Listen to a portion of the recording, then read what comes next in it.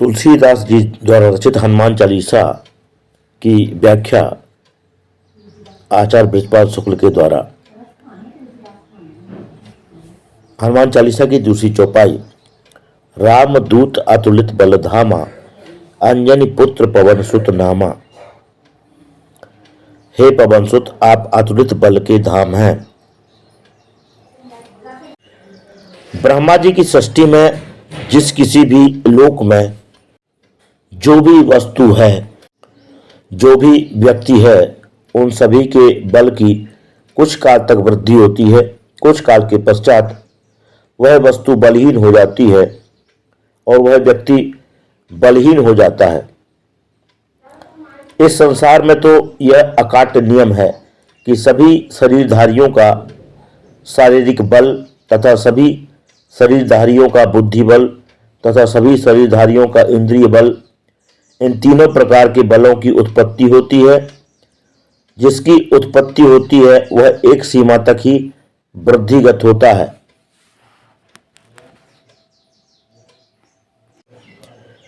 उस सीमा तक पहुंचते ही क्षीण होने का क्रम प्रारंभ हो जाता है।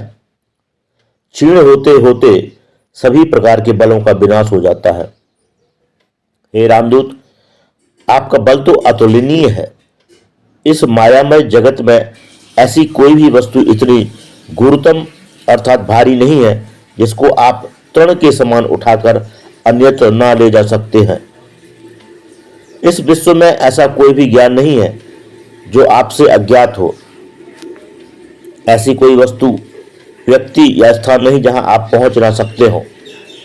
हे अबाधित गतिशील, आपकी गति को अवरुद्ध करने के लिए इस संसार में कोई भी देवता, दानव, मानव नहीं है। आपकी सर्वत्र अबाधित अव्याहत गति है।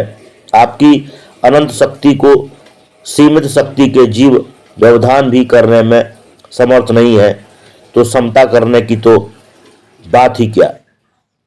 हे अंजनी पुत्र, आप सर्वगुण संपन्न, सर्वबल संपन्न, आप जैसे दिव्य पुत्र की जन्मदात्री मां अंजना भी इस लोक की सामान्य स्त्री नहीं है।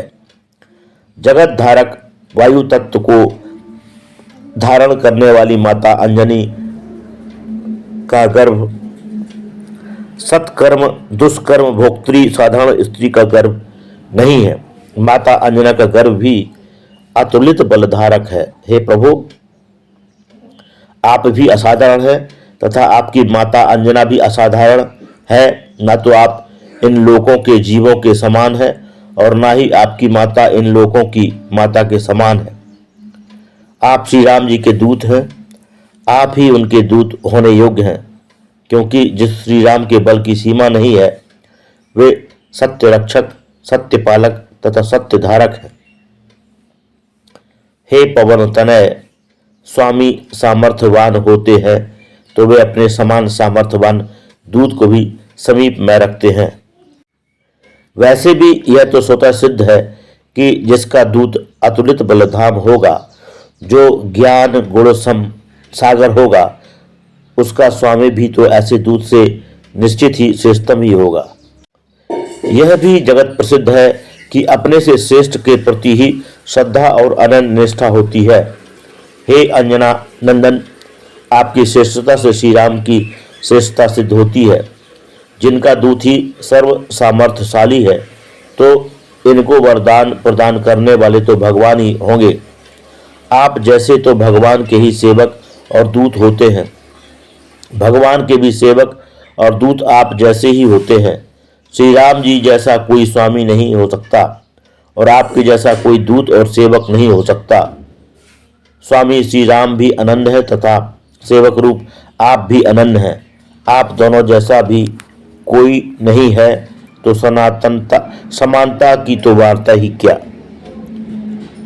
आचार्य बृजपाल शुक्ल के द्वारा हनुमान चालीसा के प्रवचन से साभार। वाचक स्वर अखिलेश उपाध्याय।